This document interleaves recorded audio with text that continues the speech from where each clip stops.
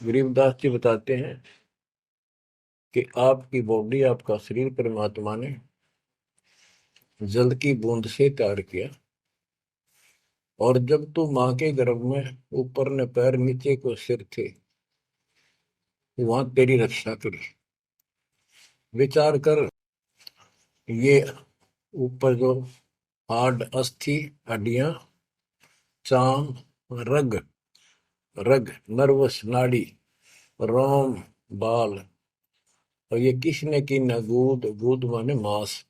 बच्चों, उस परमात्मा की देखो कितनी गजब की संरचना है बॉडी आपकी, प्रत्येक प्राणी की। इसमें हाथ देखो कितनी जगह से मुड़ते हैं, खोवों में देखो, कोहनी में देखो, हाथ का पोंचा कैसे घूमता है ऐसे वैसे, और पांचों उंगलियां कैसे मुड़ती है, कैसे जोड़ लगाए, हार्ड मास चाम ऊपर, इसका चाम लपेटा। बच्चों, हम खाना खाने के बाद हमें नहीं पता अंदर क्या हो रहा है। उसके बाद तो मालिक की ऑटोमेटिक सिस्टम जो फिट कर रखा शरीर में, वो इतना जबरदस्त है जैसे फैक्ट्री शुरू हो जाती है जिसमें बहुत से पदार्थ पड़े। तो अंदर खाना खाने का हम तब नाचते कूदते खड़े, कोई गप्पे मारा, और मालिक की मशीनरी, उसके ऑटोमेटिक सिस्टम बनाए हुए उसको हजम करते हैं, अलग अलग उसका अड़ंगा निकालते हैं, रक्त, मांस, हड्डी में, और सारा कुछ उससे तैयार करके शरीर को सुरक्षित रखते हैं।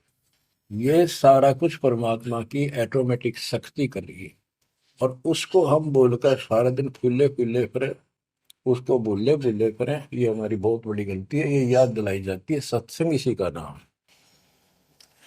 गिरीब अस्थि चाम रग रोम सब, अस्थि, अस्थि माने हड्डियां, चाम ऊपर या खाल,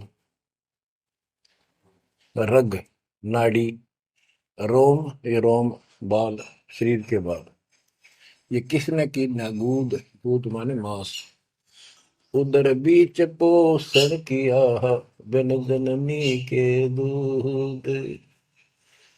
माँ के पेट में आपका पोषण किया बिना दूध के।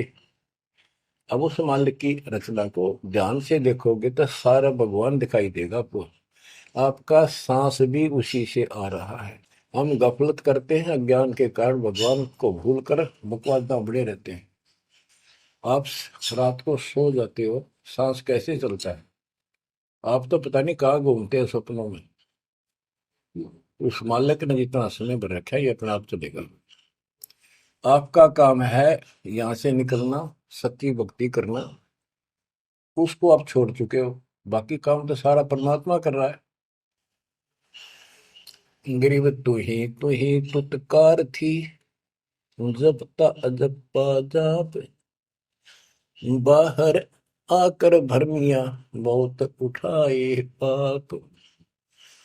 माँ के पेट में जब संकट के अंदर था, ऊपर को पैर थे, नीचे को सिर लटक रहा था, वहां मालिक को याद करे था, क्योंकि माँ के पेट में इसको सारी भूत भविष्य और वर्तमान की सारी याद रहती है। बहुत लोचता है, तड़पता है, अपने पिछले पापों को देख कर रोता है, और कहता है ये प्राणी, हे मालिक, अब के बार निकाल इस नरक से।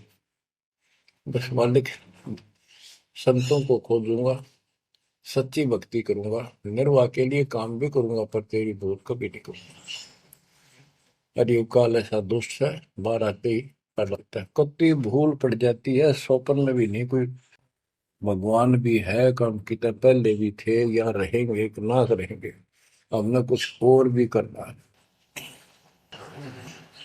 तो वो काम भी दाता करवाता है कि सत्संग के माध्यम से प्रेरणा कर करके आपको सत्संग भी वही उपलब्ध कराता है, संत से भी वही मिलाता है, कोई कारण बना के।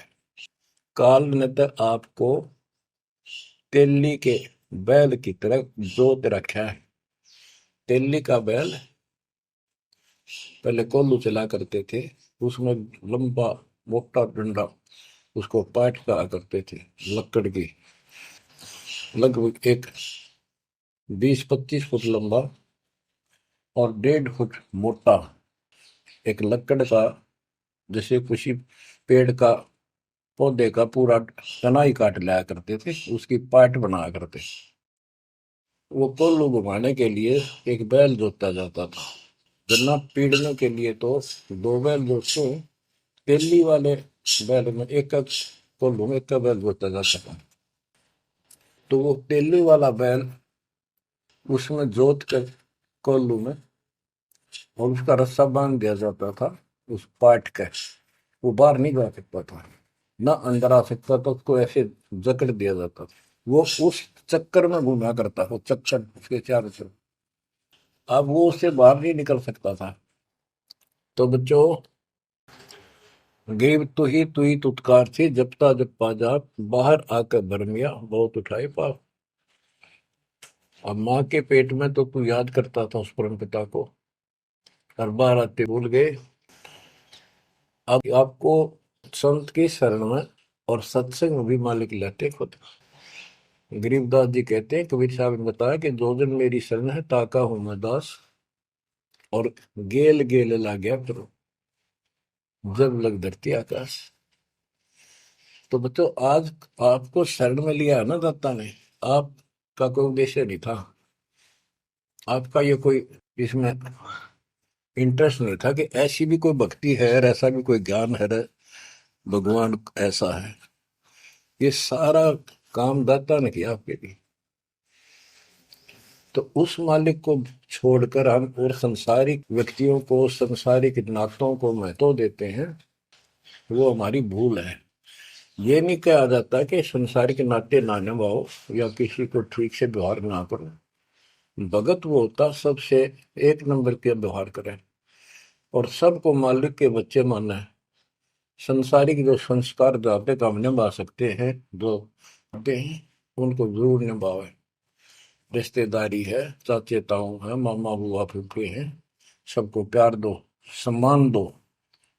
और नहीं तो फिर आपका अंतःकरण खराब हो जाएगा, किसी को राग द्वेष, किसी को छोटा बड़ा समझोगे तो बच्चों, ये सारा कुछ काम परमात्मा ने किया है।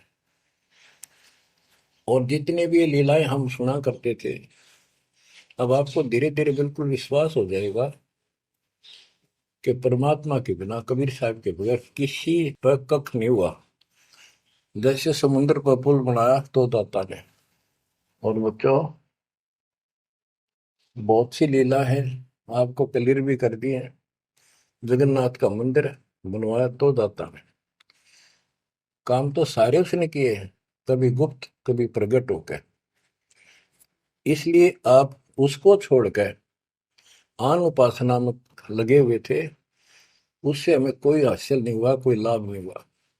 अब आपको भगवान का सच्चा मार्ग और सच्ची भक्ति और परमात्मा की पहचान हुई।